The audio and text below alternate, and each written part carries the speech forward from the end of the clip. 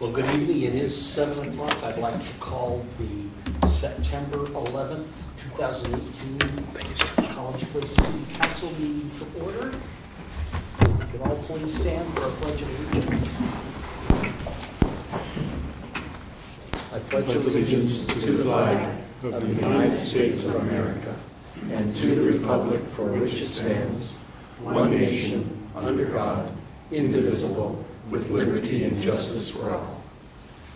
I'd ask you to stand for a moment of reflection as we reflect upon the significance of this day and reflect upon the significance of doing the business of the city of College Place.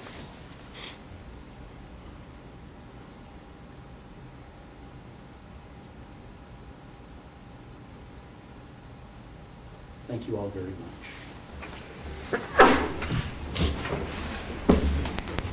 It's now our public comment period. Anybody wishing to address the College Place City Council, please step up to the microphone and state your name and address.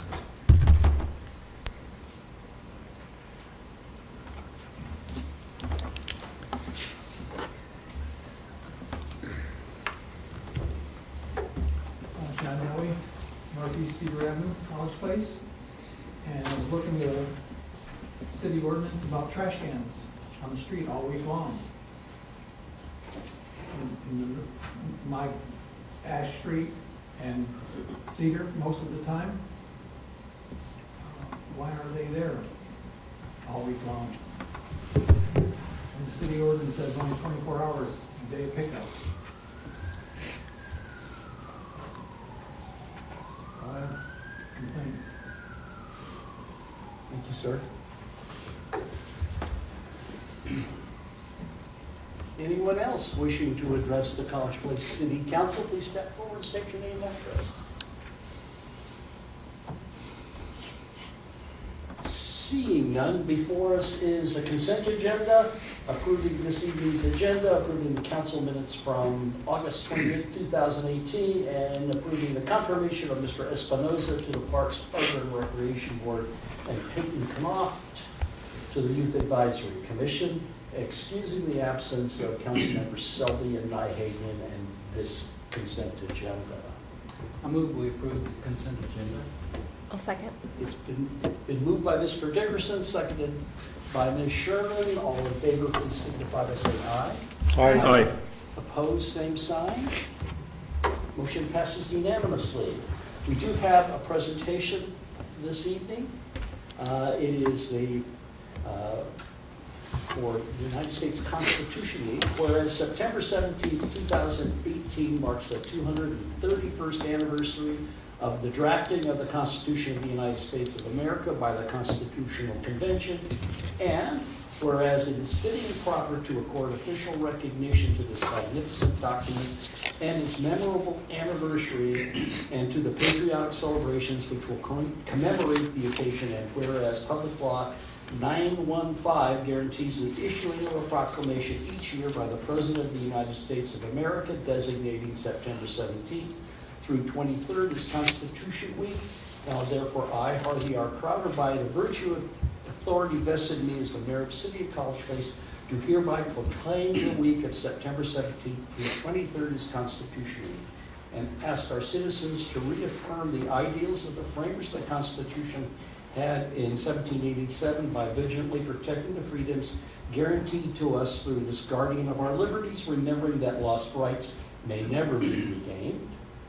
In witness thereof, I have hereunto set my hand and caused the seal of the City of College Place to be affixed this 11th day of September 2018. Mrs. Crowder, would you come forward and get your proclamation? Of course I will.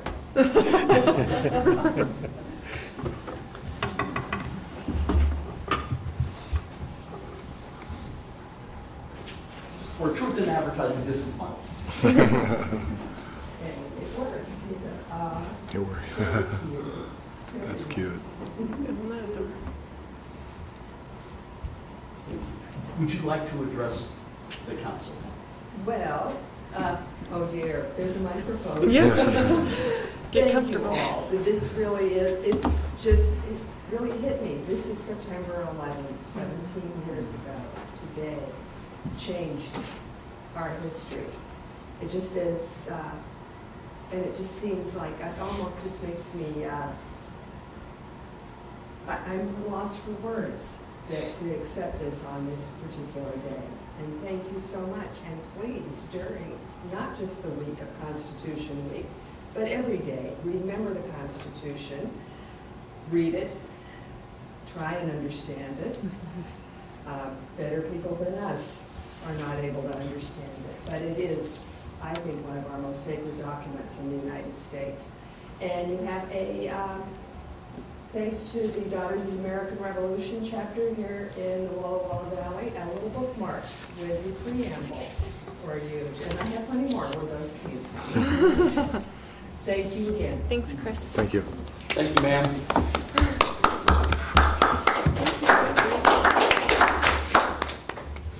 Don't elevate her ego. She's earned it. She's earned it. Yard of the month for August 2018, Chief Damaris. You are a braver man than I am, Mr. Mayor. Foolish. So I'm here standing before you to notify you of our recipients for the August Yard of the Month. They are at 422 Southeast 3rd Street. It's the Price family, and they've lived there for 4 years. So there's the photo right there, and she has a lot of beautiful flowers in the front yard. And, I saw that just yesterday. so it's a great yard. Yeah. Thank you, Chief. You bet. We have a presentation on market conditions for recycling.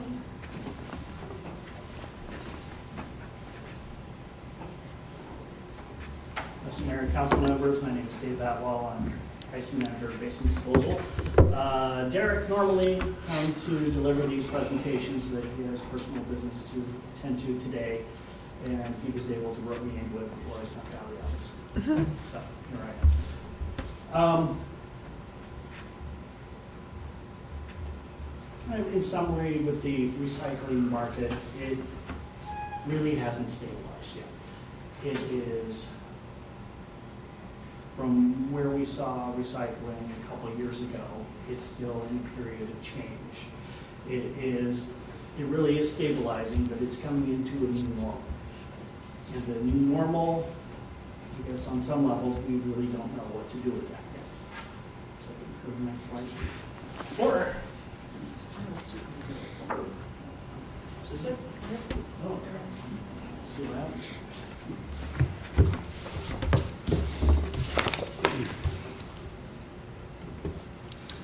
So the changing market is a couple things that are coming to a head. Is after decades of education and this social conscience on wanting to recycle, we've gotten pretty good at it, of removing items from the general waste stream and attempting to recycle it. At the same time, China, which has become the global industrial powerhouse it is now, has been taking everything that we send them for years and years and years. Unfortunately, our desire to recycle, we generally come into the mentality that if it looks like we can recycle it, we can recycle it.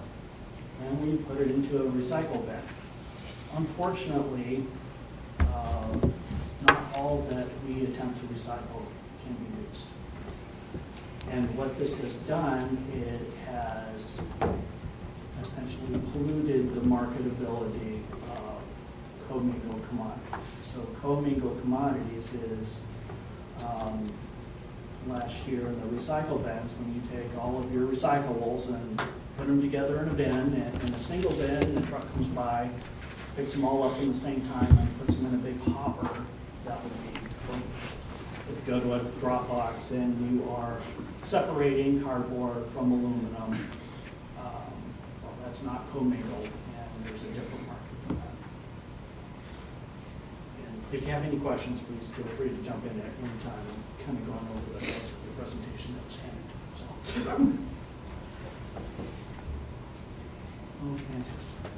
Okay, we do have a video, but I think it's more appropriate we look at this towards the end. So in the past, or currently as we're kind of transitioning, we recycle paper, all kinds of plastics, metal, which was chain, wire, scrap metal, and miscellaneous other things, including glass. The problem with this is many of these commodities, once we take the commingled and begin to separate them into usable portions, such as we take the commingled and move it into paper. Take the paper, put it with the paper. Take the plastics and put it with the plastics, but also not all plastics are the same. They're separated into different categories. Metal goes with metal. And the problem with commingled is sometimes these recycled materials, after they get compacted, don't want to come apart again. And if you can't separate them, then they become trash. So, one of the biggest problems, or the biggest problem, is with our desire to recycle and the amount of material we've been sending to China. With their development of their industry, they need the products we're sending them broken out into the different commodity types to become less and less, polluted. What we have been sending, we have contamination levels at between 15 and 25%, and the new policies implemented by China, they want to get it to 0.5%. And everything else I'm going to be talking about for the rest of this presentation is talking about how we're attempting to get there. So what the industry is trying to do is go from the very large list of all kinds of things that we can recycle, move to a much narrower list. Paper, for the most part, has a good deal of domestic consumption from corrugated cardboard is. And it's much easier to work with. Plastics, only 1s and 2s are really usable right now. 5s also, but those are much harder to separate. So concentrating on 1s and 2s. And our big long list of metal, we're narrowing that down to just steel and aluminum cans. Just trying to narrow the collectibles to make it easier for essentially easier to separate. And so on. Now when we start looking at, from a program standpoint, does it make sense to bring a program back? And I don't know if this is the laser not on, I'm about to turn it off. Okay. So, right up here is about where earlier this year we were sitting with the program. And that once we took in the fixed processing costs and netted it against the commodity prices, we were coming up at just shy of about $50 per ton to separate. Now we're out here in the current market and we're sitting at about $130 that we need to pay somebody to take it off our hands.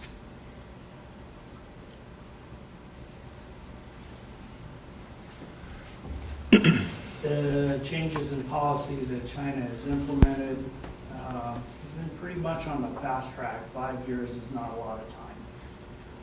And right now, the key part to look at is this 100% inspection and zero tolerance. What that means is They are opening up every container, every bale, and they are looking for contamination. And the 0.5% is almost impossible to meet.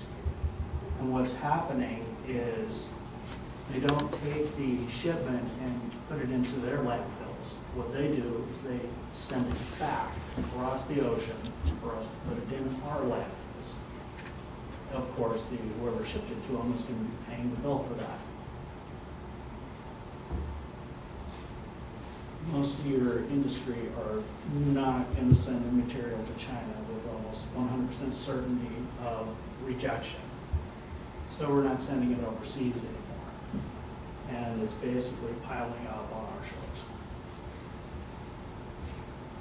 So this is the current net price per ton. Nice little red there. What this means is $128 per ton for us to get rid of it, is what it is. So this is the cost netted against the commodity price. Question. Yes, sir. So how much does one of those bales of compressed material weigh? I have absolutely no idea, but I would love to find out for you. Paper, metal? The paper. The paper, I don't know right offhand, but just kind of as far as the number goes, when the recycling program was in effect here, we were doing approximately 13 tons per month. All told. There's a lot of macro concerns here. I guess when we discontinued it, there was a Seattle Times article about the same time. It talked about the fact that they were only getting $95 per ton. That's what so this $128 is what it's costing you. So back when we discontinued it, it talked about $95 was the going rate previous, and it had plummeted down to close to $5 or $6. So with the $98, what that is, that it's the same kind of thing. It's $98 net negative. So It's the spread, right? yeah, it's about right here. So this What it costs you, what you get for it. This is right. So when we net out what the value we get from the commodity, less the processing costs of the material recovery facilities. So that's when we take it from here, we do an initial separation of all recycling, and then it gets shipped to Portland. So I guess what I'd like to know, on your map, you see the graph seems to be rebounding here, but we don't know. There was quite a bit of literature that China had basically made a statement, but they were going to pull back, and that the U.S. was going to look for other markets. And I know we're talking about global, worldwide issues here. What is your sense here? Are you going to be able to restart the recycling at some point? Or what is the break-even point that you can start it up again in the future? And that is the thing that we are still considering on what that actually looks like. Because when I was saying that approximately 13 tons per month was being recycled in College Place, when we take into account what is now being excluded, that's going to be dropping down to approximately 7 tons. And from the collection cost standpoint, it now will cost us approximately $500 per ton to collect it. And when we're looking at these prices of what we're getting, which we're not, if the program would be absorbing approximately another $130 a ton on top of that. And part of that was that you were not able to recycle it. You were going to have to take it and actually pick it up in recycling bins and then take it out to the landfill.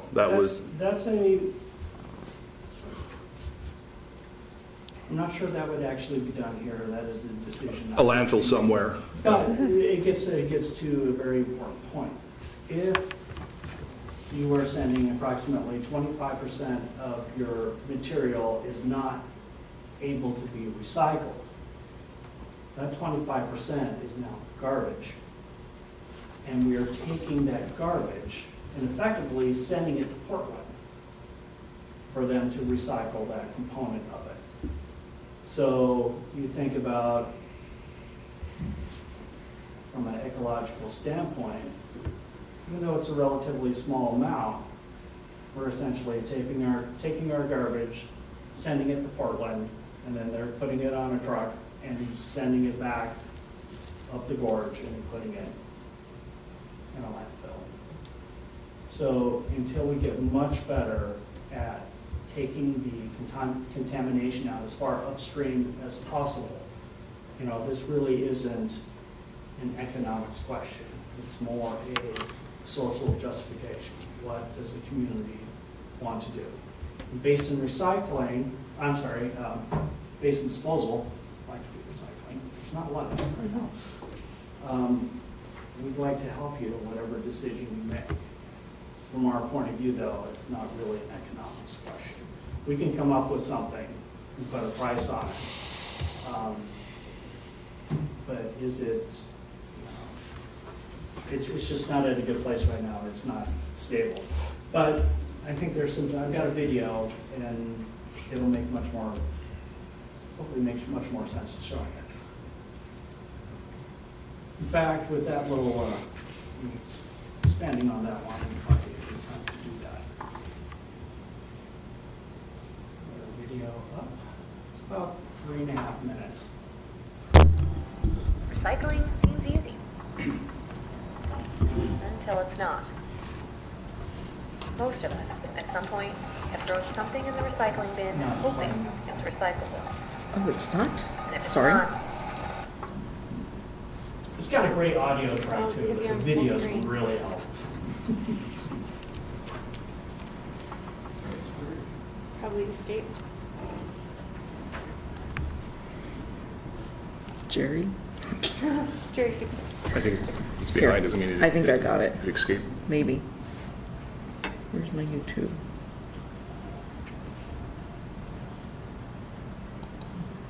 There we go. How's that? No. No change. No? You see it, but we don't. Is it, Shared screen. Help me. Okay, thank you. Let's see if you can accent. Where were you at? So here. Oops. See it. Okay. Oh, right behind you. It's behind it. There we go. recycling seems easy. Until it's not. Most of us, at some point, have thrown something in the recycling bin hoping it's recyclable. And if it's not, there's only one backup plan. So why would our recycling end up in a landfill? Recycling looks easy on the curb. We put stuff in a bin, the truck picks it all up, and it all gets recycled, right? But where does it go when it leaves the curb? That big jumble of stuff has to be sorted in places like this. Here, workers grab things that aren't recyclable and throw them in the trash. What kinds of things they're grabbing depends on where you live. Many places can't recycle plastic bags, coffee cups, or styrofoam, so you can put them in your recycling bin, but they'll still end up in the trash. To make money, recycling companies have to take our piles of recycling and sort it into materials they can sell. The paper buyers don't want any plastic. The plastic buyers don't want any paper. Nobody wants paper or plastic that's covered in food waste. And the sorting process is far from perfect. But until recently, we still had buyers for contaminated recyclables. There were Chinese buyers out there who were willing to buy it, paying high prices for material that honestly had a lot of contamination in it, a lot of things that shouldn't have been in there. The U.S. produces about 130 million tons of recycling a year, and we can't reuse all of it here. About a third of it is sold to buyers overseas, and of that, nearly half was going to China. But not anymore. Now they're cutting off. They're trying to clean up, so they don't want to take our garbage anymore. Countries do not want to be a dumping ground for the rest of the world. Starting this year, China has new rules. They'll only buy recycling with 0.5% contamination or less. That's like one empty paper towel roll mixed in with 200 plastic bottles. Which brings us to the Without Chinese buyers, some of our recycling has nowhere to go. Recyclers say they're slowing down and trying to do a better job of sorting. But the results still aren't clean enough for China. More and more recycling keeps coming. The only option left. So, is this the end of recycling as we know it? In some cases, yes. Some towns have stopped collecting curbside recycling. So all the stuff that used to be recycled now just goes to the dump. Other places are changing the rules to take only the paper and plastic they know they can still sell. Some say the solution may be adding more curbside recycling bins, or ticketing people who put the wrong things in the recycling. Perhaps we could get robots to sort our recycling for us. There's no one answer that'll fix everything that's broken in our recycling system. But there is one fix that's in our hands.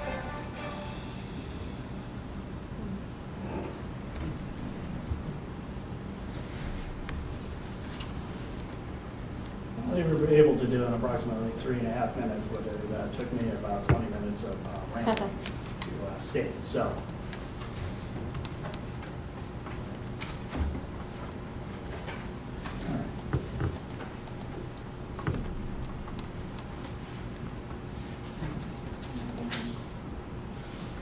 Mr. Davis, I got a question. yes, sir. So obviously, they don't want to go to the trouble to separate that last 6 or 7% or whatever, you know, so it's not worth it. What they're really telling you is that they don't want your stuff. And so what that also tells me, and it might be wrong, but what do you think? They prefer getting it from someone else, and someone else that has a workable sorting processing plant?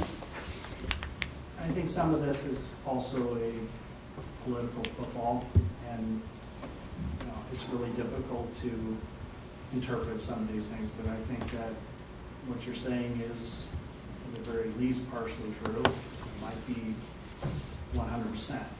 One of the things that China is doing is attempting to retool its industry also. They are reducing the number of old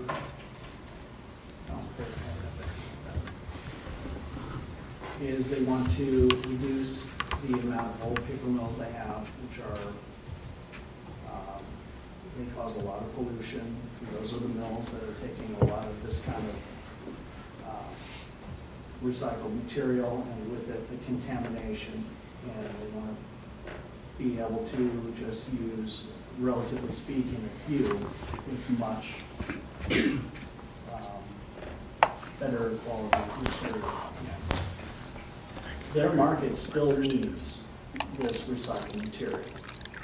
They're able to get more of it domestically.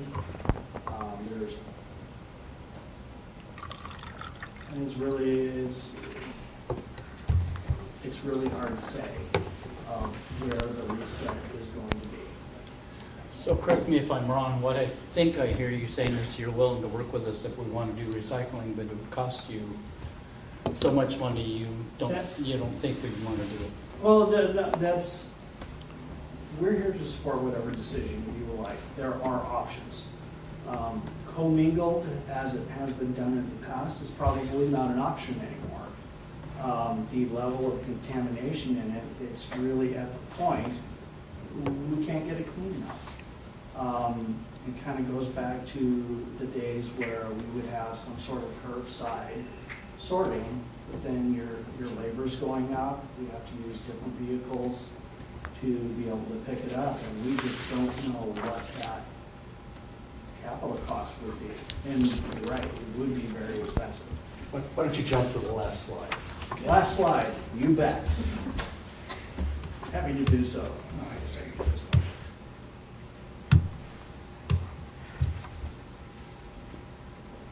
Oops, there we go.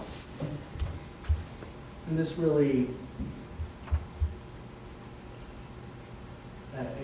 it gets to it. We're taking in half of the tonnage. There will still be contamination. The costs are up. What this really gets to is if we want to implement a new recycling program and reduce the contamination. There needs to be a very large effort in educating the public on what is recyclable and what isn't recyclable. And we would need to make sure that we enforce those standards. Because if we don't, then the product that essentially as a community we are trying to sell downriver, much less likely to want. So getting back to, hey, what is the correct price? Well, the correct price for commingled commodities, there probably isn't. It's piled up, and recyclables that pile up are technically garbage. It's kind of where you put them. So the real answer for us is upstream sorting, which could be curbside sorting. And no matter which way you look at it, is our collection and cost prior to sending it down the river is going to be much higher. We don't know how it's Questions? I know, excuse me. I know when we terminated the recycling, Basin Disposal said they were going to come back and give us an update in the future, and this is it. And I appreciate that, that you followed through on that. My personal opinion, we're going to have to watch the prices and see where they go, and we're going to that'd have to be long term. We don't want to go back and forth, obviously, over the next few years. But I am sensing a change in tenor as far as when we stopped it, it was kind of this isn't going to work, and now what I'm hearing is that potentially there is an opening in the future to start up recycling again. Is that correct? It could be. It would be at a new market level. The Right, market right. has reset. I understand that from your presentation, yeah. Yes. I'm sure it would be a possibility. What that exactly looks like yet, I'm not really Sure. sure. We have taken essentially taken the cans in the truck and the labor and have redeployed them. So we would need to bring those assets back in Okay. so there would be a new startup. Sure. Thanks. Other questions? Thank you very much. We await further information. As soon as I get it, I will send it to you. Thank you so Thank you much. very much. Appreciate your patience. Can we bring the lights back up? And we have a presentation from Parametrics on our stormwater utility information. Mr. Gordon. I'm not parametrics, but I'm close, so I'll turn it over to Angela in just a minute. As you know, Council, we've been moving along toward the stormwater utility, and we're getting to the cusp of the point where we're going to be asking you soon whether or not you'll approve both the utility and the supporting rate structure for that. So tonight, what we've asked to do is we're going to just give you a presentation, and Parametrics, in conjunction with their sub-consultant, SCS, have taken your input and put it into a final rate study, which you have as a part of your agenda packet. And so what Angela's going to do is she's going to present the findings of that rate study in keeping with what the input we've already provided to Parametrics. And what we'll be looking for tonight from you folks will be whether or not you're comfortable in moving forward, because the intent would be to come to council next meeting with a public hearing on both the establishment of the utility and the supporting rate structure for that. So as you listen to the presentation, we'll be coming back asking you, is that something you're comfortable with? And that's what the action item involves. And the other part of that is really at the hearing, we would want to also reflect when you want that rate structure to go into place. Our presumption is it would be at the beginning of the year, but we just want to make sure that that's something that you're aware of. So with that, I'm going to turn it over to Angela Taylor. Angela has been our primary lead on the stormwater utility, and she's been our person we've been working with. And she's also involved with preparing the background study for the whole project. Thanks. Thanks, Robert. Again, I'm Angela Taylor. I'm with Parametrics, located out of Pullman, Washington. So I put this presentation together with FCS. They're our sub-consultant. They do a lot of rate structure documentation in the area throughout the U.S. actually. So the utility formation is at the behest of the DOE stormwater permit. Right now, College Place is covered under the Walla Walla County permit. So you're a second tier, but DOE has informed College Place that they will be under their own permit in 2019. So that is the regulatory driver for getting the utility formation. Also, if you have a separate utility, you know, it's self-sufficient. It gives you a mechanism to look at the rates, and everything is just for stormwater. So that's why you would have your own utility for stormwater versus including it with your sanitary area water. The rates are different as well.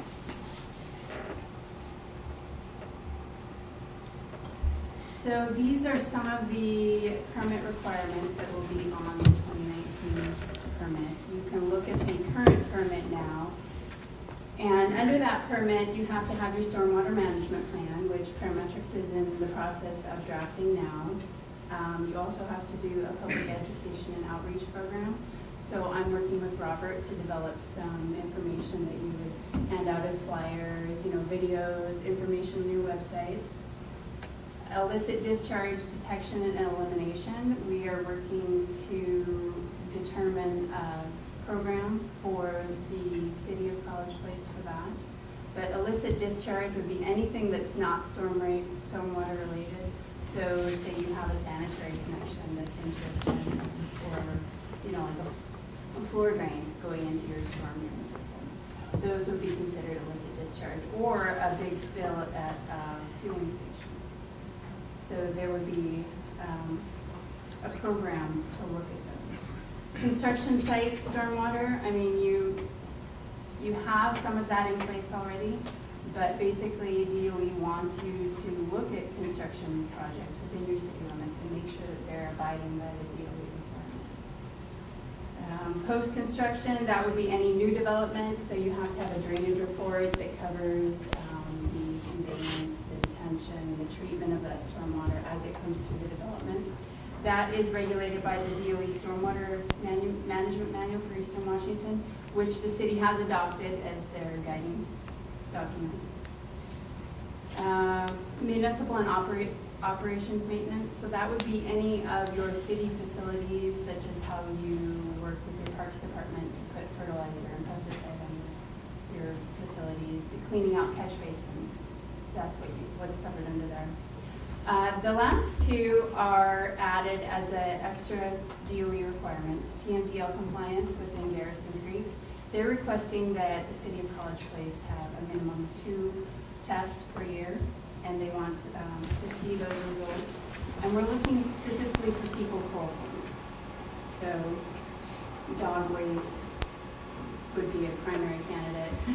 Maybe some of the ducks in Lions Park Pond. So, but that's what you would look for there. So those are the requirements of your upcoming permit. So this looks at the 2019 costs that would be required to meet your minimum requirements. So salaries and benefits, that would be 2 full-time equivalents. One would be a professional assisting Robert with plan review, stormwater plans, drainage reports, stuff like that. And then the other would be more of a facilities position, cleaning out catch basins, street sweeping, you know, maintaining the system. Regulatory mandated programs would be like the handouts that you give to your public. And administrative costs are your costs associated with the health insurance and stuff associated with your administrative.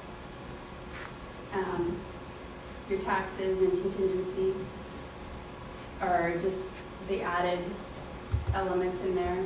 The operating funds minimum balance, that is what would give you a 6-month reserve in your stormwater utility, excuse me.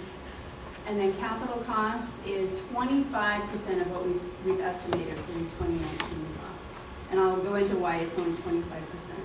So this is what's required for your 2019 revenue requirement. This just shows a graph as we move through the years of all of those operating costs.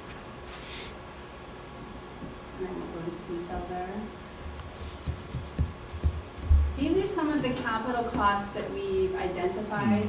You currently do have a street sweeper, but it is quite dated and it's being used on a daily basis year round. I mean, once they clean the streets, they move back through the inventory. Another thing that is going to be required to maintain compliance is a vector track, something to clean out your catch basins. And that is the cost of a new vector.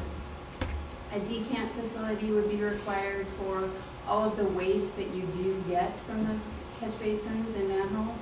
You have to have a place for it to dry out before you haul it off to a hazardous waste facility. I put 10th Street stormwater improvements on here. If you drive down 10th Street, you'll notice that the stormwater sheet drains directly off the road into the creek with no treatment, no conveyance. It just goes straight in there. So if there was a big spill or something, you would have a pretty big contamination potential there. So some of those improvements would help your facility. They're not required right away. That's why we show them as being further in the future.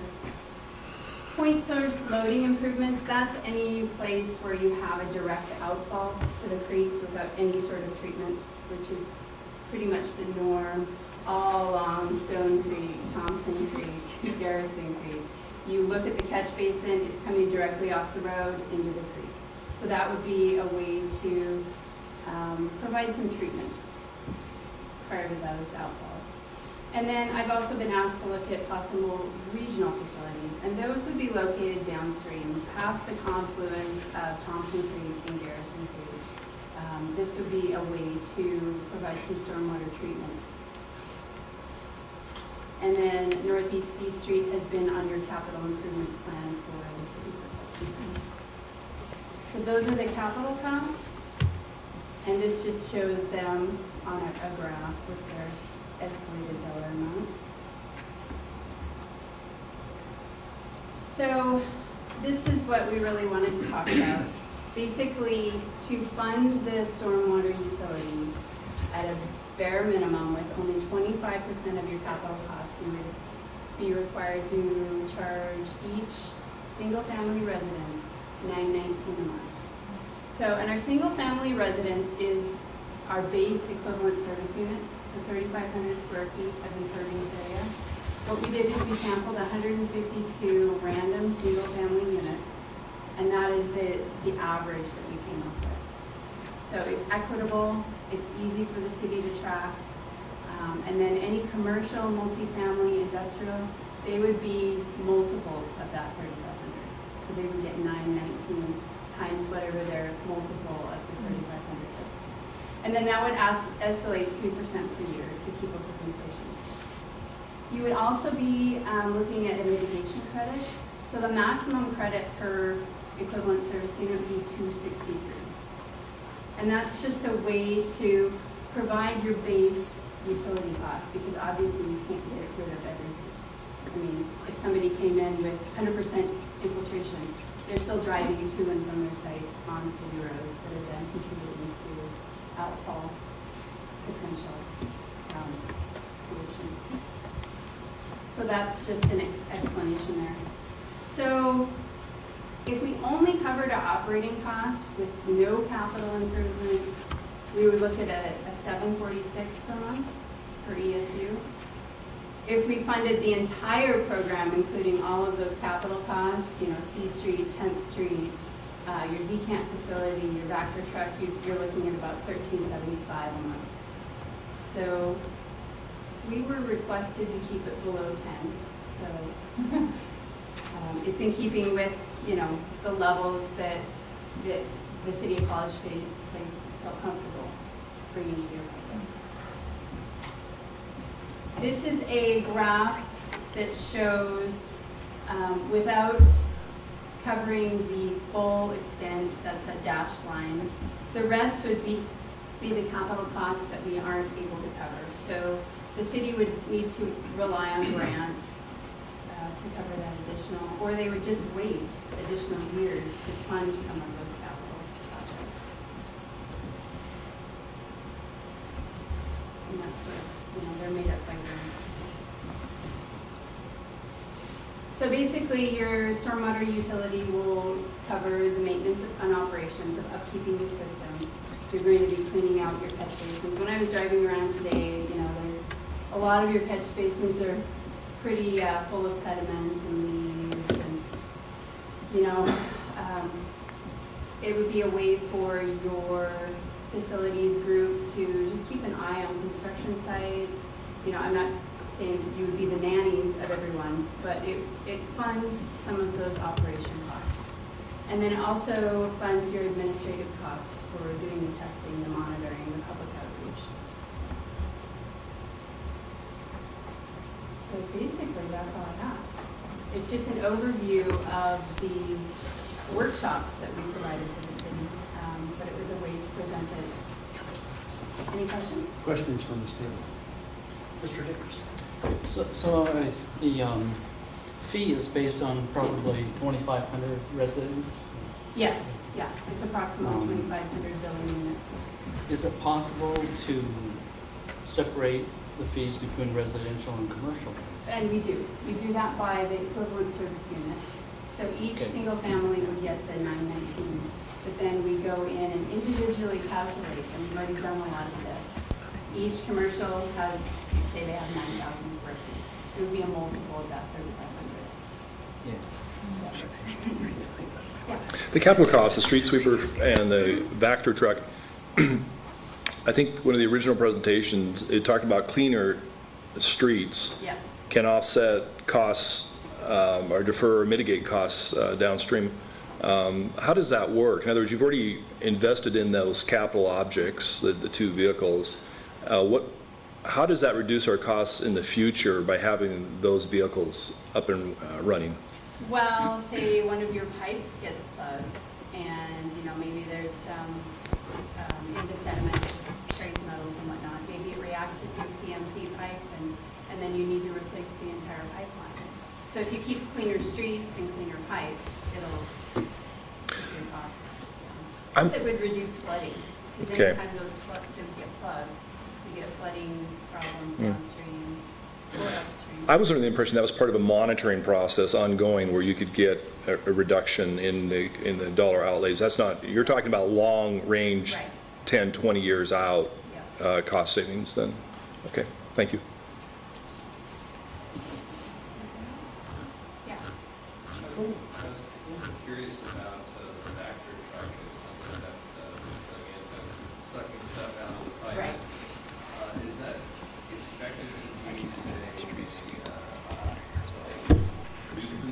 use kind of thing? You would monitor your catch basins probably twice a year in your manholes. But then once you get on that program, I think I had the same truck when I was you've got 15, 16 years old. You have all your catch basins numbered. This is, full scale implementation. Then you don't need to go out once a year.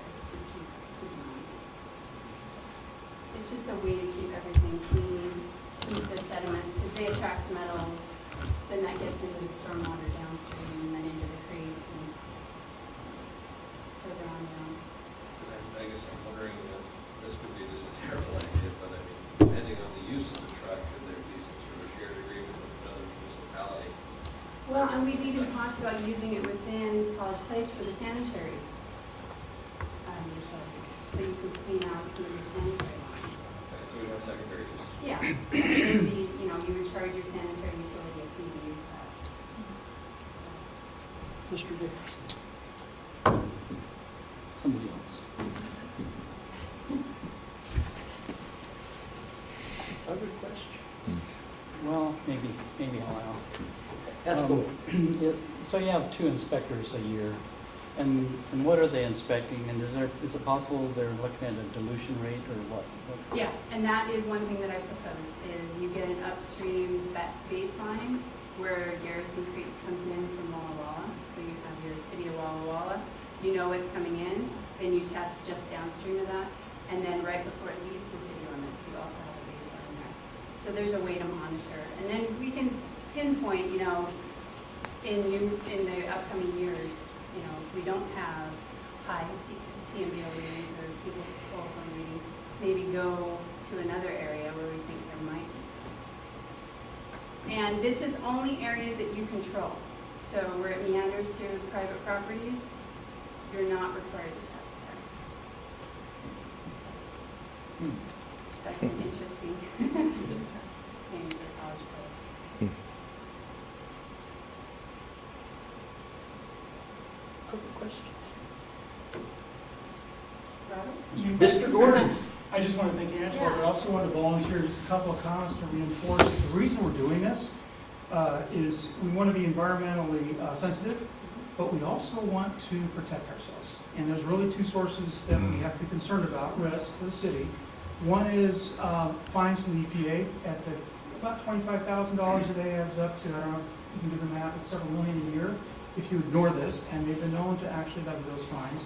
The other one is third-party lawsuits. So we have endangered species up and down our creeks, and so if we have this in place and we can defend it, we have some level of protection against those third-party lawsuits. So that's kind of the background to why we're all doing this, but it kind of gives us some feel for what we're trying to do there. And as an example of third-party lawsuits, I don't know if you're familiar with the Coeur d'Alene Lake.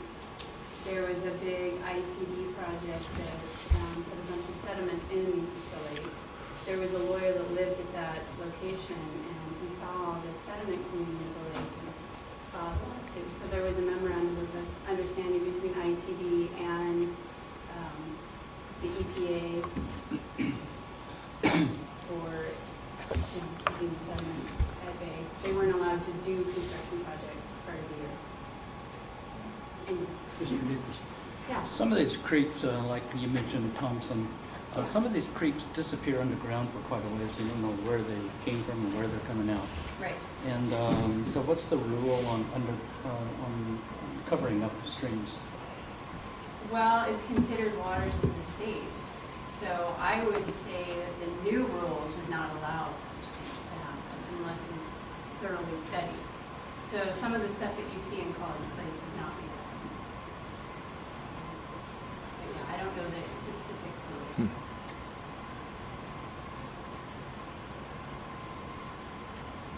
Any other questions for Ms. Taylor?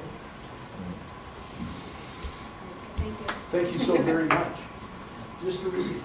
And I would just add the plan with the Vector, the street sweeper, with all of that. As you saw in the charters, we're going to try to go as much after grants as possible. Because initially when we engaged ecology, frankly, they weren't all that thrilled with leaving a lot of the capital out. However, we had quite a few meetings with their Spokane office, and then also I was in Olympia, and we reached this middle point where they're okay with it. So that's what you see in this presentation. And you want to talk about USDA grants? Some smaller communities Yeah, well, USDA grants, like this is Waitsburg, some 500,000 for a Vector truck, you know. These are regulatory requirements, and they're adding, putting the cost on street sweepers and Vector and so forth. However, they need to first of all, paperwork stands back it up. Also, with the grant, we only qualify. I heard that this done water thing was as expensive as when they went to that new kid to teacher ratio back in several years ago. Billions of dollars around the state. So when you extrapolate that out, we're basically 2 to 3 years left underneath that threshold. So we're going to do all that we can to get the USDA money. There is money from ecology though afterwards that we can go after. And I apologize for keep popping up here, but we are looking for direction in terms of if you have a comfort level to bring this back to you at the next council meeting for a hearing and an action to institute the utility and the rate structure. Consensus from the council? Well, really, we're dependent on what you say it's going to cost, then divided by 2,500, and that's all. That's $9 and $9.19 per. And so if you're comfortable with the cost, and that's, you know that's not going to fluctuate too much. I'm comfortable with the recommendation. yeah. This is coming up quick. I mean, this is something we've looked at it, and we're there. I mean, to get this going January the 1st or whatnot, decision, yeah, I support bringing that forward. Okay, thank you. Council consent? Thank you very much, Mr. Gordon. Thank you, council. Moving on. Action items. Mr. Gordon, you are not off the hook. But I did sit. Project completion agreements. Thank you, Mayor. Council, you've seen this before. Last meeting, we came to you, the RCW allows us to entertain requests by developers to bond improvements instead of completing them, and at such time as they complete them, we basically surrender the bonds back to them. We've had some issues, and we don't have anything in ordinance right now as far as the schedule for completing projects, and so sometimes those get strung out, and sometimes it's at the expense of our community, and they have to put up with incomplete projects for quite some time. So what we did last meeting is we kind of laid out a few options that are out there. One of the options that we were directed to bring back to council would be one that would modify our ordinances, our code, to require that they come to council with an agreement and we sign off on it. So we know exactly what we're doing. It has a time frame, and in fact, we have a bunch of scattered language that we would start from, at least in those agreements, attached to your agenda packet. Part of that, too, is collecting 25% of that in actual cash deposits in some form or another, so that we don't have to, as it were, trigger what I call here, and I apologize for not explaining a little bit more, the nuclear option, where we call their bond, which really jeopardizes their ability to do business. We don't want to do that, but we need some leverage in terms of being able to get them to clean streets or clean out catch basins and or take care of weeds that we ask them to take care of as a part of their process. So that's what's before you tonight. And if you have any questions? Questions for Mr. Gordon? The mechanism of this, of the 25%, and that's what you're asking, does that have a dampening effect at all on contractors doing business or wanting to do business in our city? In other words, what is the additional bond cost? Is it immaterial? Is it, any ideas, It can be thoughts? substantial. We can be looking at, on large projects, over $1 million for certain parts, if they're guaranteeing the whole plat before they build it. But I mean, when they go and want to get that bond issued for, is it for, it'd be for 25% in addition to the Yes. amount? Mm-hmm. That's not $1 million. That is, what's a range that it would cost to post that bond, or not to post that bond, but to generate that? What does that cost that contractor? Or I don't know. That's something that we between them and their surety. I don't know what the rates are that they pay. it's probably I don't know. varies. You know, the point here is basically is that 25% that would have to be at some level, not in the bond, something that we could reach out and grab if we had to.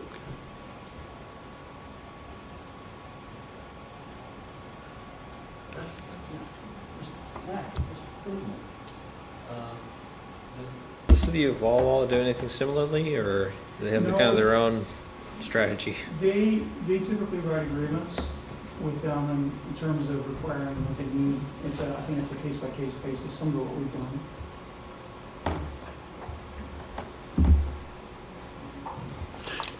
I'm sorry, just so I understand this. So a project costs $2 million. They get a bond for $2 million. Are we saying that they'd have to come up with $500,000 of cash on their own and deposit it somewhere? Actually, or right now, they have to bond 125%. Okay. So they're already on the hook for the full 100% plus 25%. We're just saying instead of bonding it for the 125, bond it for the 100 and give us the 25% in a cash deposit somewhere. So they're still guaranteeing it for the same amount, and just a portion of that we're pulling back and asking it to be a cash deposit. Why is that easier?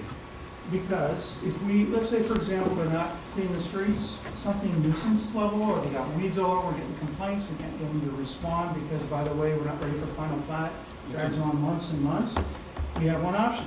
You can draw. Call their bond, and that jeopardizes everything for them, and we don't want to do that. The alternative would be to call up, let them know ahead of time, by the way, we need this done, you have so many weeks to take care of it. They say no, they say, okay, we are now asking so-and-so, we're acting on your financial guarantee. They'll come out and they'll take care of the weeds, or they'll take care of the streets, whatever. So that's the concept. Mr. Rosenthal?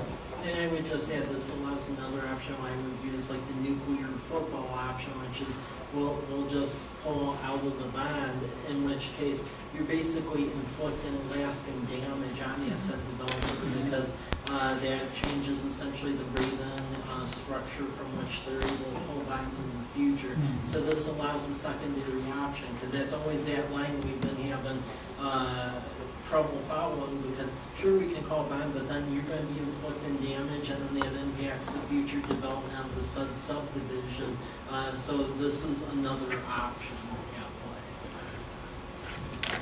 play. I'm a little tired here, and it's not sinking in. So if I'm trying to meet payroll from week to week as a contractor, and I need to write a check for $500,000 to put it in an account for 5 years in the future or a year in the future, so that if something, I don't get the weeds pulled or something, I don't want to minimize that. There's a $500,000 amount that I have to cover. My cash is sitting in a bank account for that long.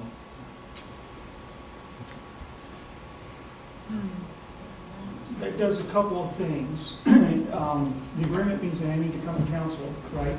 It probably limits the amount that they want to bond. Part of the issue we've had is we have huge amounts bonded and lots of parts not being taken care of, and that reduces that. And so what we'll see probably is contractors trying to get as much done as they can sooner rather than later. So there's a push to do that. So yes, it's a cash flow issue for them, but it's not the 100%, it's the 25%.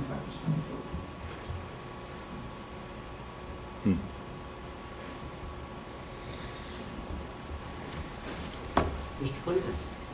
What informed that number of 25%? Where does that come from? That came from the fact that we bond currently 125% of all the improvements. So we just said, well, let's take that 25%, the extra contingency, and we'll make that the cash. We can reduce that to a council level of comfort. When it comes to small projects, it doesn't mean a whole lot. Larger projects, yeah, it does mean a lot more. We could make it a negotiated amount as part of the agreement. That's another option. We set it at 25% because that's what we discussed last time. Yeah.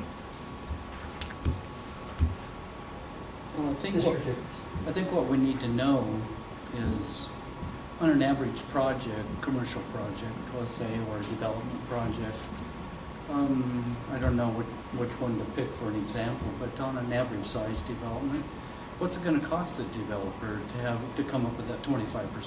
I'm guessing. Because if what we're doing here tonight through action is making it impossible for development, or making it impossible, for people to come up with that kind of cash, depending on what that 25% is, of the whole project.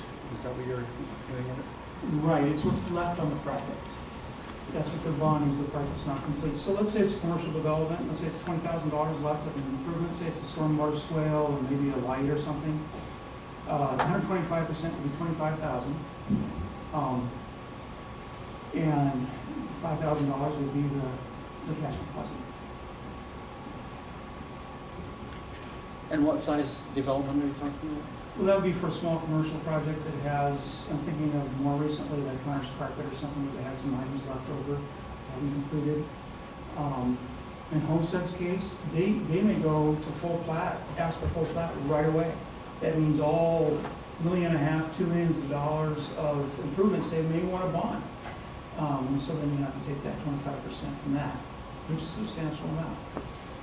But the risk to us to having stuff not done, like slopes that aren't being taken care of. Well, and what I'm getting at is on a development like Homestead, if it is substantial, is that kind of overkill for what it would cost to take care of the little things that they might not be taken care of? Yes and no. We've had issues too with slope instability and not taking care of their slopes. It could be overkill on nuisance, depending on the items. In cases it might not be. We had some situations where we've had road subsidence on roads where they basically had a water leak and a break and it hasn't been repaired. I mean, it has been repaired, but it's still a problem. So, yes, it could be too high. it's hard to know, come up with a set number. I'm sensing that the council needs some additional information and some examples.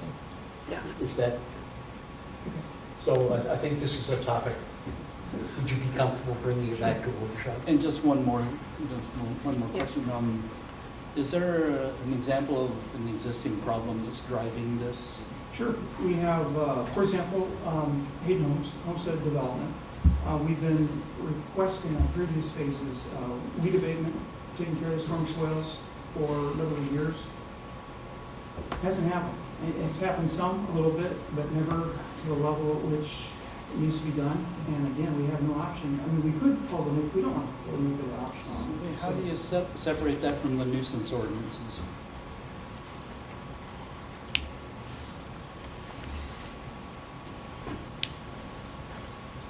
I suppose we could, but we've required it over and over again.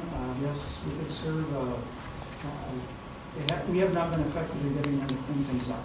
Whether it be stormwater facilities, it's not just the nuisance, it's the whole thing. So we're just trying to fix a problem for our community and maybe 25%. So let's bring this back to the workshop with some specific examples and some things like that. Is that? Michael has a question. Or- Mr. Cleveland. Just one thing that I would appreciate in like making my own decision is an idea of how this would affect people's interest in developing here and participating in projects. And like right now, I just feel like here's a number, and I don't know how it will play out. So. Thank you, Mr. Gordon. Mr. Ricard, resolution to set public hearing for Walla Walla University area street vacations. Good evening. Last month in August, there was a workshop. I wasn't present, but we had the surveyor here that kind of described the areas that we want to vacate. Essentially, we're looking at Southwest First Street between Davis and Bay, Clay between Whitman and First, Bay between Whitman and First, Adams between Whitman and First, and then the alleys amongst those blocks. There's a number of them that haven't been vacated over the years.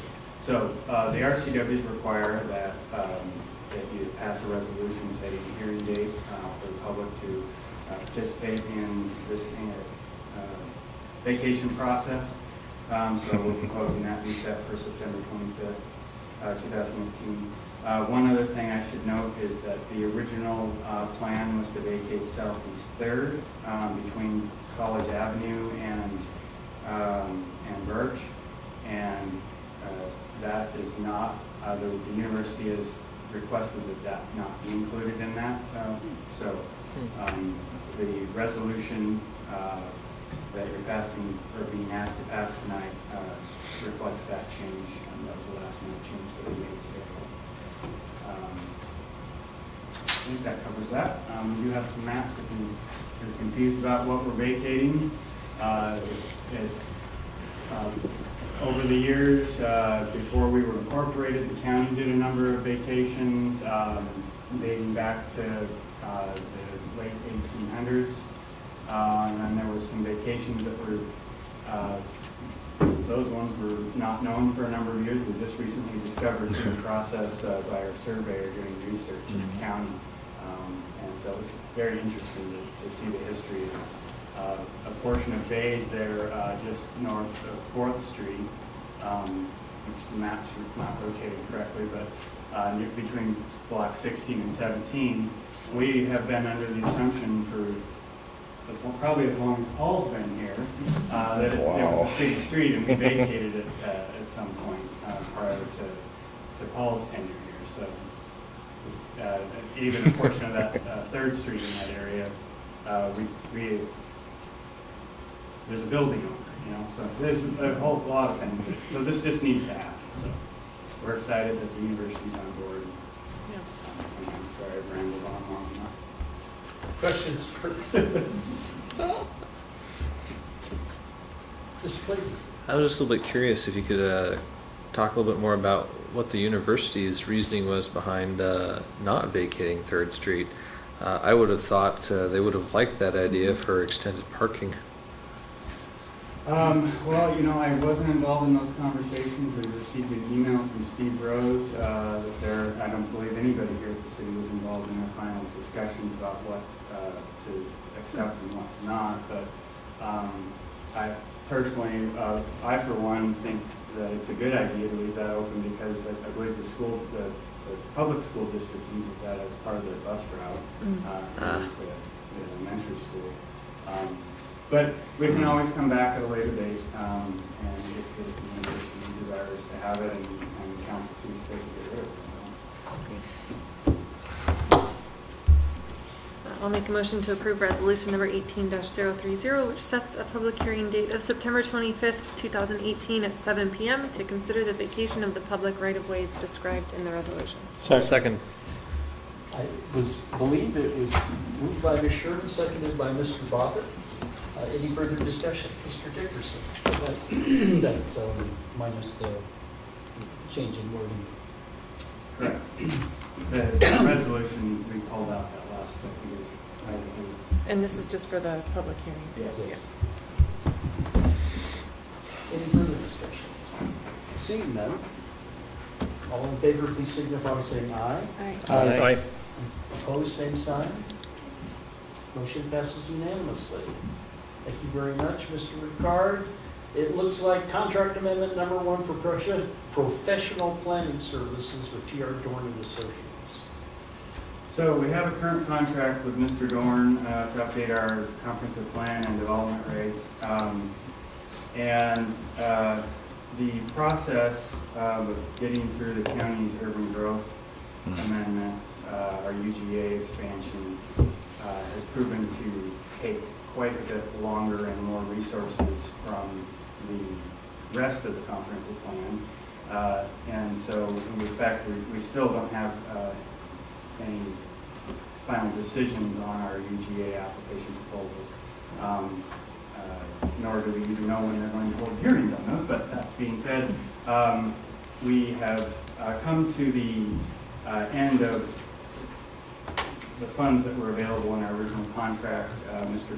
Dorn has provided a second amendment to the contract in the amount of $43,000 that will get us through the development regulation process and a couple of other meetings that we still have to attend at the county to get through the UGA process. And then I've tacked on 10% contingency. We're able to meet this requirement here. We actually over budgeted this year on the comprehensive plan because a portion of Greg's contract was paid last year, so we had enough funds and budgeted to handle this amendment this year. Questions from Mr. Ricard?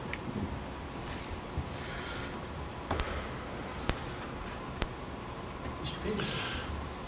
I'd move to authorize the city administrator to enter into a contract with G.R. Thorne and Associates for professional planning services as outlined in the scope of work revised August 22, 2018, amendment number 1, to include updating the city's comprehensive plan and development regulations in accordance with the provisions of the Washington State Growth Management Act, not to exceed $47,300.00. Second. It's been moved by Mr. Peterson, seconded by Ms. Sherman. Any further discussion? Seeing none, all in favor, please signify by saying aye. Aye. Opposed, same sign. Motion passes unanimously. Thank you, Mr. Ricard. Mr. Rizzatello, acceptance of certified local government grant. Thank you, Mayor. Earlier this year, we submitted a grant application to the State Department of Archaeology and Historic Preservation. We were awarded said grant funds, and what this will go towards is essentially 60 inventories. 10 of them will be intensive, whereas the consultant will really delve in and look into history of buildings. Reconnaissance is just your basic level survey, such as architectural style, year built, who built it, and just history of said structure from 10,000 foot level, and then a story map that goes along with this. You can see an example of this, of a similar report from Colfax. We would hire a consultant to do this. That would be paid for out of the grant funds. The local match is the volunteer time of Historic Preservation Commission, and then staff time to staff said commission.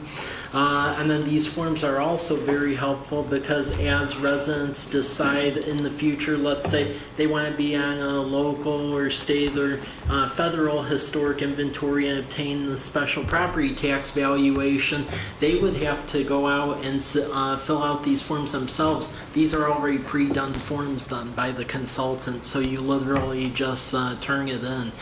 Historic Preservation Commission, they're working on developing a list of what these initial 60 structures are. Questions from Mr. Isabella?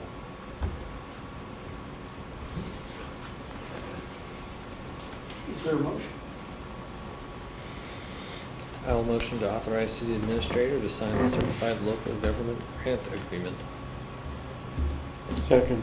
It's been moved by Mr. Cleveland, seconded by Mr. Bobbitt. Any further discussion? Seeing none, all in favor, please signify by saying aye. Aye. Opposed, same sign. Motion passes unanimously. Moving right along, Mr. Rizzatello, resolution to lower speed limit on State Route 125 from Myra Road to Old Milton Road. Thank you, Mayor. This is just a resolution to request that the state consider lowering the speed limit from 55 to 45. On the Oregon side, it's 50. Some residents have contacted City Hall about this concern as urbanized growth heads out that way. In working with Washington State Department of Transportation up in Colfax, typically they'll only really delve into the nuts and bolts of studying a corridor if you give them a resolution. Otherwise, they seem not to take much weight to it. So if this council would pass this, it basically, in my opinion, really starts a conversation over the corridor because the city does not control State Route 125. That's a state throughway, and they control the speed limits. Within the agenda packet, there were some examples of some recent unfortunate crashes along that corridor. So that's just information on this topic. So what is the process? So we have this resolution, you send that to the DOT, and then they come out and do some sort of assessment, or do they, like, what are they looking at, and then how does that then become implemented, and what happens? So at least in the Colfax example, we had a similar high traffic corridor going into 26-195 intersection.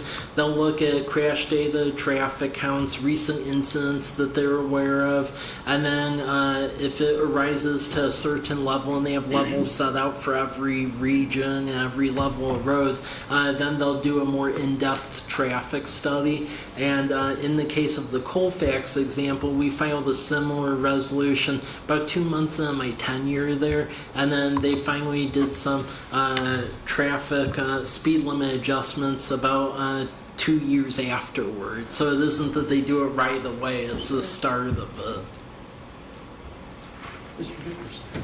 Don't you think the state would want the philosophy of speed to continue on past Myra Road into Walla Walla? Well, sure. I would agree if they would adjust the speed limit. I would likely think that it would go into the Walla Walla from Plaza Way, and there's all sorts of stuff planned on that side that will be interesting because Walla Walla, at least is proposed, has about 2 roundabouts over there. So one would think they would look at that, but I agree it would be a whole corridor. So follow up, as I understand it, 9th Street going through Walla Walla is owned by the state? Yeah. And they control the speed? On 9th right now. There is discussion ongoing though about the state in essence giving up 9th Street and then moving the state highway designation to Myra Road. So when a state route goes through a city limit, the city doesn't have anything No. to say about it? No. We just have influence through resolutions? Yeah, exactly, because in Colfax, for example, Main Street, which goes right through the heart of the downtown district, you would think the city would have had influence over there. And I mean, unfortunately, when I was in Colfax, that was like a game of Frogger over there, because there were a lot of people getting hit all the time, unfortunately. But we had, but the state, they wouldn't really listen, and we didn't really have an impact, and we had to go over 2 years to get them to adjust. And that's a very heavy business district, so. This was really interesting. I did some additional reading and digging on this because I wanted to see what that was like. Of course, I mean, changing a speed limit sounds like a no-brainer, but also knowing that people don't pay attention to the posted speed limits, Yeah. occasionally myself at times, or are on their phones or doing whatever else. And so it was really interesting seeing data that changing the speed limit can increase incidents right away until people get used to it, which is really like scary to think about, but also knowing that incidents at lower impacts are obviously less likely to be fatal or have other anyway, I'm very excited. I know this is going to be a long process, but it seems like the right thing to do. I know that we want to protect everybody on our roads, so good job. Any other questions for Mr. Rizzatello? I have one comment. This is going to be like birthing elephants. Yeah. It takes 2 Yeah. years, and it's not going to be done without a lot of stopping. and Exactly. trumping. So, is there a motion? Ivory stealing. I'll do it. I would like to make a motion to adopt Resolution 18-031 requesting that the Washington State Department of Transportation lower the speed limit on State Route 125 to 45 miles per hour from 55 miles per hour between Old Milton Highway and Myra Road. Second. It's been moved by Ms. Sherman, seconded by Mr. Cleveland. Any further discussion? Why 45 instead of 50 as it is in Milton? Pardon? Why 45 instead of 50? I don't think we'll get to set. Will they set it? This is just our request. This is just a request. They would set it. And typically in dealing with the Department of Transportation, for some reason they tend to settle on the fives where it's 35, 45, 55. Versus the zeros. Yeah, 25. Interesting. For one thing too, it's a different state and a different highway. Yeah, true too. Further discussion? Seeing none, all in favor, please signify by saying aye. Aye. Opposed, same sign. Motion passes unanimously. Mr. Rizzatello, contract with McKinstry for investment grade audit.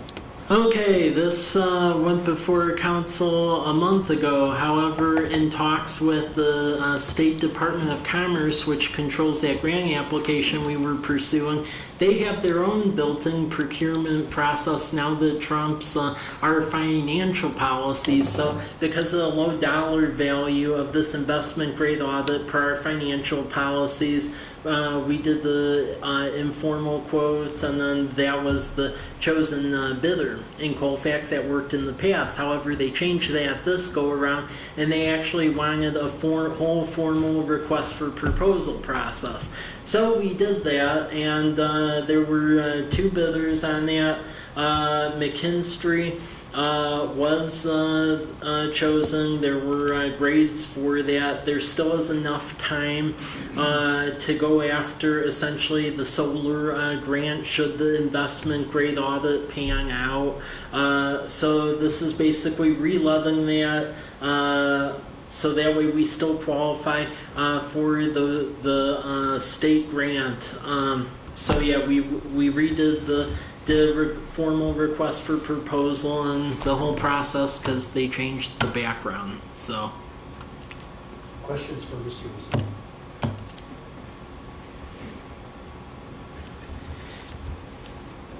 Seeing none, is there a motion? Mr. Peterson? I move to authorize city administrator to enter into a contract with McKinstry for investment grade audit services not to exceed $10,990. Is there a second? Second. Been moved by Mr. Peterson, seconded by Ms. Sherman. Any further discussion? Seeing none, all in favor, please signify by saying aye. Aye. Opposed, same sign. Motion passes unanimously. Thank you, Mr. Rizzatello. Mr. Ricard, addition of section 2.09, compliance with the Americans with Disabilities Act of the College Place Municipal Code. So what this will do for us, is establish a policy for how to process complaints that are related to the Americans with Disability Act, ADA. Larger cities, rather than having a policy like this, would do an ADA transition plan where they would actually develop a list of identified areas of public ADA issues and then knock those off one by one yearly. We're smaller, we don't fall under that requirement, but it's still a good idea from a liability standpoint to have a policy in place so that if we do receive a complaint, because these sort of complaints, there are groups that travel around and look for issues that cities have and then will file complaints and when they're not addressed in a timely manner, they'll file a lawsuit under the ADA Act. So it's important to have something like this in place. It's fairly straightforward. Mike attended a workshop, I think, earlier this year, and this was an example of a good ordinance to have in place to protect the city, and I think he also adopted something similar to this in Colfax. Questions for Mr. Ricard? Mr. Dickerson. So do you think we have problem areas? Well, I mean, our facilities here, there are improvements we can make, but in general, the citywide, we're constantly making improvements. Our sidewalks, anytime we do a street improvement, we're putting in ADA sidewalks. Yeah, new stuff. Is there a lot of areas that's pretty much grandfathered in? I don't know about the grandfathering sort of thing. I mean, you need to be addressing these things. Some kind of rule or something that says you need to upgrade by a certain time or anything? I don't know I don't know the ins and outs of all of the Americans with Disability Act. Well, what I'm trying to do is when some of these legal sharks come around looking, and they did that with our sewage treatment plant, and one big time. What do we need to be looking for here? Well, I think some of the liabilities if you don't address the complaints, if you ignore it, and so that's what this. So we don't does have for us. any areas that are ignored. Right. We don't. We have this policy would be put in place so that we make sure that when we do receive a complaint, we're responding to it in a timely manner, and if we're not aware of the ADA violation, then we've been informed and we can come up with a plan to address a chance to correct it. Mr. Rizzo. In Colfax, even though as we were made aware of stuff, we were working on a timeline, over there we actually had a shark who drives around the state and is ADA expert, and they were actually getting us on the fact we didn't have one of these, so that's why it's important to get that in place. So, Questions for Mr. Rizzo or Mr. Ricard? Thank you, Mr. Ricard. And last but certainly not least, Chief Winter, College Place Emergency Medical Services. Good evening. Since 2015, the city has been talking about providing BLS transport as an option of enhancing the service and inside our city and giving better depth to our residents and to the EMS system countywide. We feel internally, from the fire department standpoint, and in discussions with administration, that we are ready to start with your permission. And so we are looking to see if you are feeling comfortable enough to grant that permission at the next council meeting. And so we're bringing the topic up tonight. Now, I will warn you, I am a little distracted at the moment because when I leave here, I'm going to a 6-alarm fire up to Hatch Grade. But please, take all the time you want because I'm not looking forward to that one. You'd rather be here with the questions? I got to look at maps Okay. and all that kind of stuff. I'll try to make it worth your while. Questions for Chief Well, that was easy. Mr. Rizzo. I would just add that we do have the license to be able to do the transport. If you recall, a while back, we bid on the license. It was vacated when the Burbank area went to advanced life support. The state did the inspection of our facilities and then permitted that. So we do have the legal ability to do that. Mr. Dickers, so is there any financial impact that we need to be aware of? So if you look in your council packet, there is future costs. We have all the equipment, we have the volunteers today to start.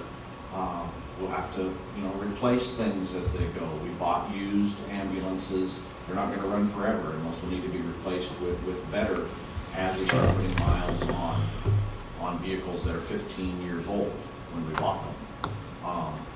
We will need additional staffing to make sure that we are a stable program, because if we're going to step up and start taking care of our 10,000 residents, we need to be there when they call just about every single time, not when it's convenient for us, because that's So we'll not look something for we want to allow. proposals in the budget here pretty soon. So when we did the EMS fee study, those dollar figures were put into that to come up with that budget.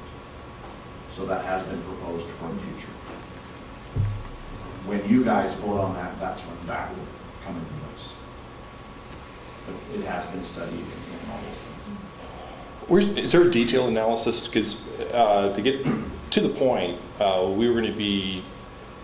we're offsetting future charges from another entity by doing this, perhaps?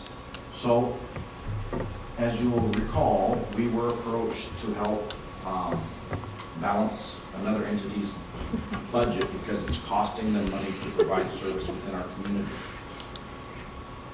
In the short term, I believe us doing this by hiring and all that is going to cost more money short term.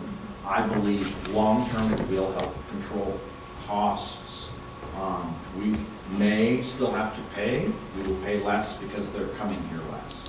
Right now, we do about 900 calls a year. Our population is growing. Our population is continuing to be in the very young population and very old, both our service demand on that. So their rate was it was total cost divided by visits, trips, runs. They looked at what they collected and what they didn't collect from here. And they allocated that based on how many calls they got.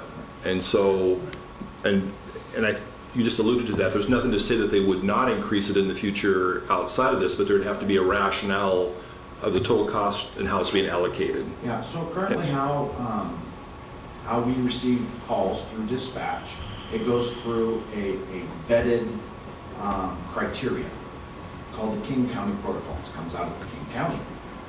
And they set up a system that the dispatcher asks the person on the phone a series of questions, and depending on the answers to those questions determines what level of service you get.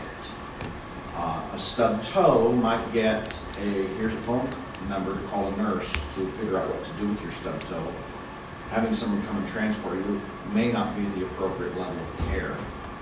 All the way up to, I was involved in a car wreck and my arm was cut off and I need that level of care. Most of what is in our community is, and I want to word this in a nice way, elderly sick patients. Yeah. They're not trauma, they're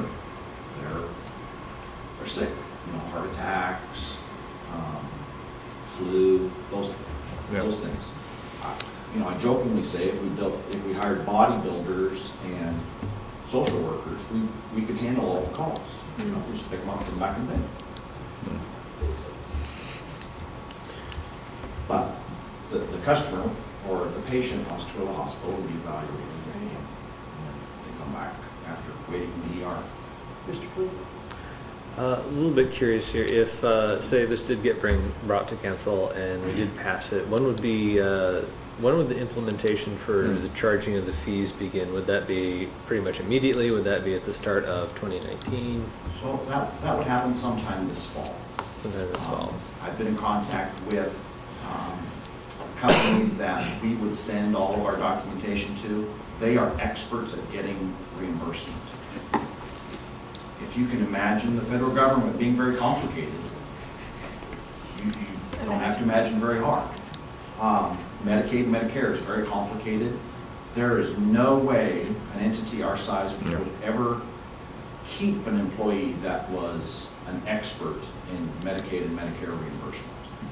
So it makes much more sense to pay $25 a run report to an outside agency to take care of that. They can code it, they do all that, they have a large staff of experts.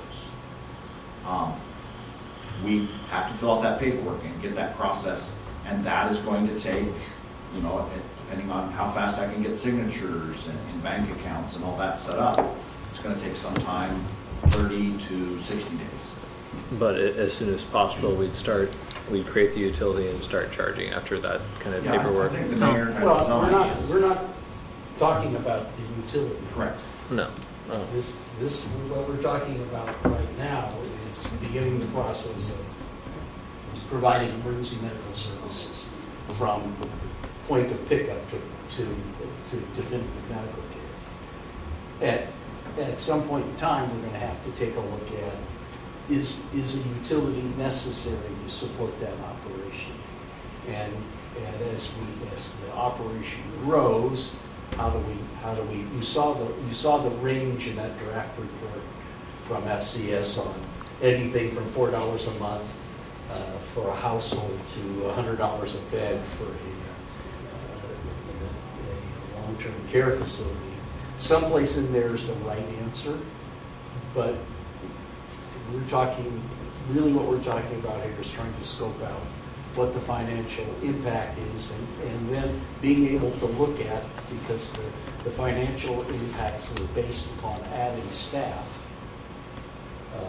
In fact, adding 5 staff to the first fire department. And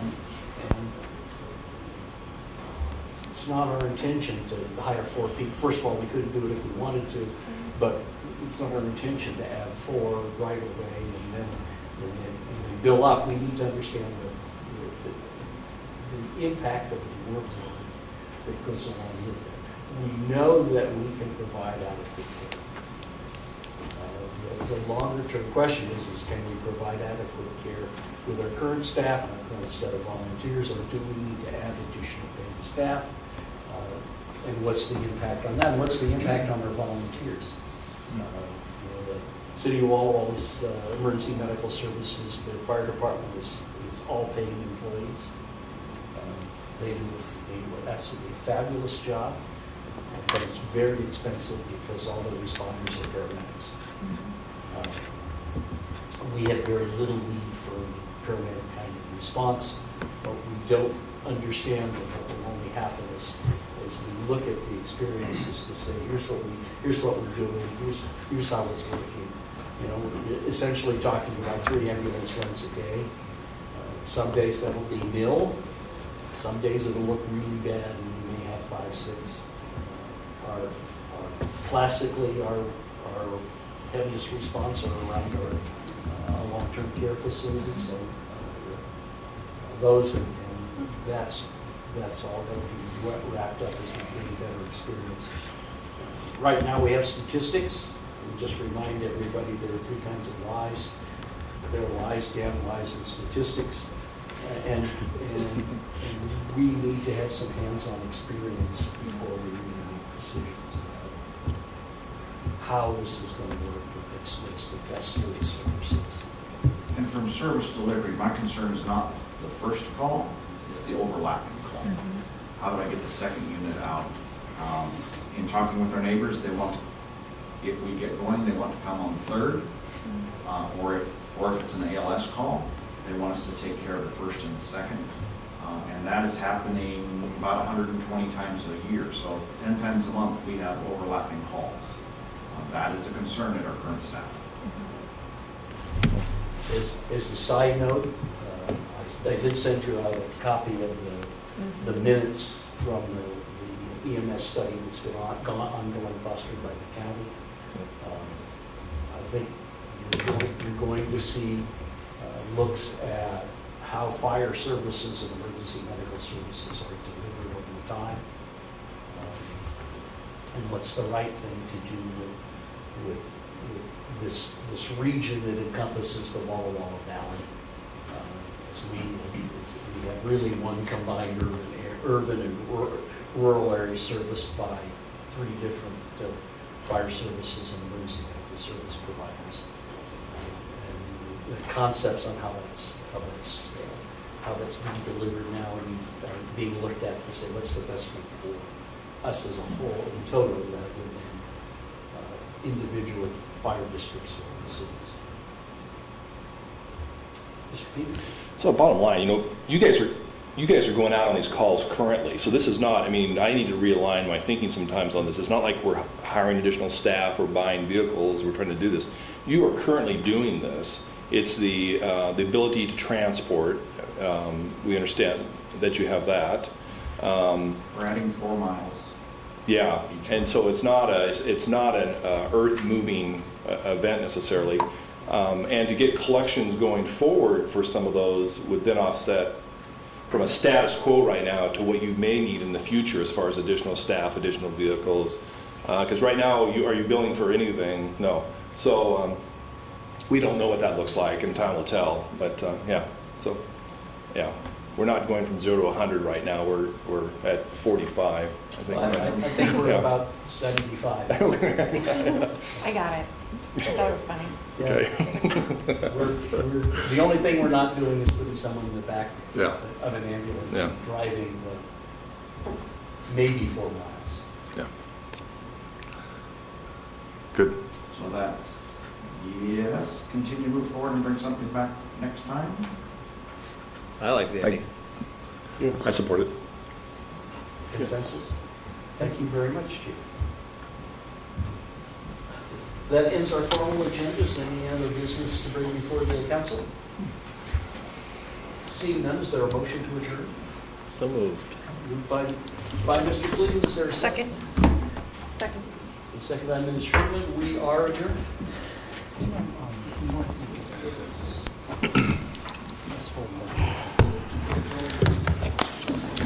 Robert.